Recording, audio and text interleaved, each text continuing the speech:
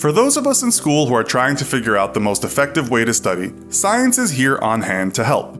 While it has been traditionally thought by many of us over the years that long hours in front of the computer or in the library before an important exam are required to maximize study time, this is actually not the case. So forget about long nights with eyelids drooping over pages and pages of text. Scientific research has expressed quite clearly that that isn't the way to study smart. And it turns out smart studying is a lot more fun than we might have thought.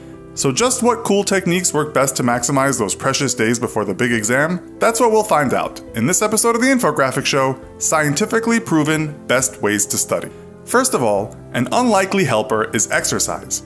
Blood chemistry has been proven to change the way the brain works, as the brain, the happy recipient of vital nutrients through exercise, repays the favor by increasing brain performance in the shape of a better and longer attention span, smoother information processing, and more fluid problem-solving skills. How does this work? Well, exercise releases an important blend of mood-altering hormones, including dopamine, serotonin, and norepinephrine. This neural cocktail greatly enhances brain performance required for study and information retention, so in between study sessions, we should seriously consider hitting the gym, swimming some laps, kicking a ball around, or even dancing a few steps, because any kind of exercise greatly improves brain power. These exercise sessions also help to break up the study sessions, which is crucial to avoiding cramming, a scientifically disproven method. The problem with cramming is that overloaded information does not have a chance to enter the long-term memory. Short-term memory is the free, crazy space within your brain. Information rattles around inside there, but what we need to do is turn that information into knowledge, and that doesn't happen by cramming. The transformation from short-term information into long-term knowledge occurs through repeated exposure to that information, retelling of that information, and reflection of that information. So if you learn about a topic, put down the book, and then hit the gym and reflect up on it, or talk to somebody else who has knowledge on the subject, and then you are far more likely to retain that short-term information and turn it into long-term knowledge. You must also vary your study program. Smart study isn't about just reading the material over and over and over again ad nauseum. Although this may seem like the easiest way, it is totally counterproductive. A 2010 study from Washington University compared the effectiveness of repeated testing over repeated studying and found that testing is far more effective than simply rereading. So in between short exercise and study sessions, why not test yourself now and again? Or better still, find a study partner who is tackling the same subject and test one another. Compare your results, talk about them, and continue your study program in between exercising. There is no reason you should study completely alone, and without adequate testing, you will fail to see where the real information gaps are.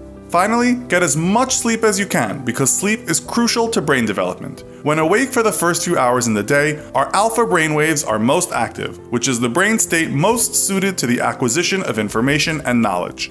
A good study program should not only include exercise, short intense study sessions, and social learning, it should also include a good night's sleep and perhaps, if your day allows it, a cheeky power nap in the afternoon. A nap in the daytime will give you 2 bursts of alpha brainwaves for one day's study, and the benefit of sleep doesn't end there. When you acquire information, brain cells grow new connections that reach out and connect with one another. Sleep helps these cells grow and connect. So if we think of our brain as a tree, sleep is like the Miracle-Gro, and while we sleep, all the tiny branches will grow and flourish.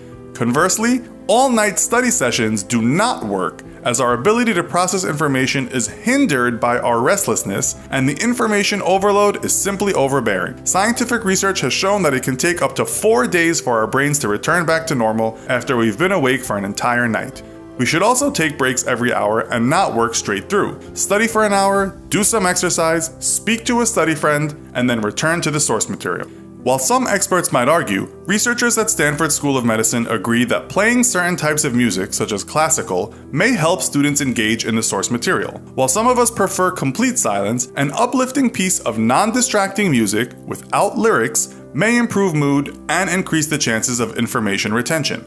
In active learning studies, some scholars have suggested that dopamine is the brain's save button, so some light, uplifting music, a favorite warm drink, and a box of cookies could also help us retain knowledge, as the brain, while in its reward mode, is more receptive to whatever stimuli is present, including that study material. Also, science has shown us that, as ridiculous as it may seem, striking a power pose before entering the exam room may be to our benefit. So think Superman or Wonder Woman. Put your hands on your hips, move your legs apart, chest expanded, deep breath, and say something awe-inspiring. You may want to do this in private, like in the bathroom before a test, but this is completely your own choice. Although you may feel stupid and will probably look a bit odd, this posturing will reduce the stress hormone cortisol and increase testosterone, making you scientifically stronger and better prepared for that test. So, remember to take breaks, sleep, exercise, talk about your material with study pals, strike a pose, and you'll be as good as ready for that test.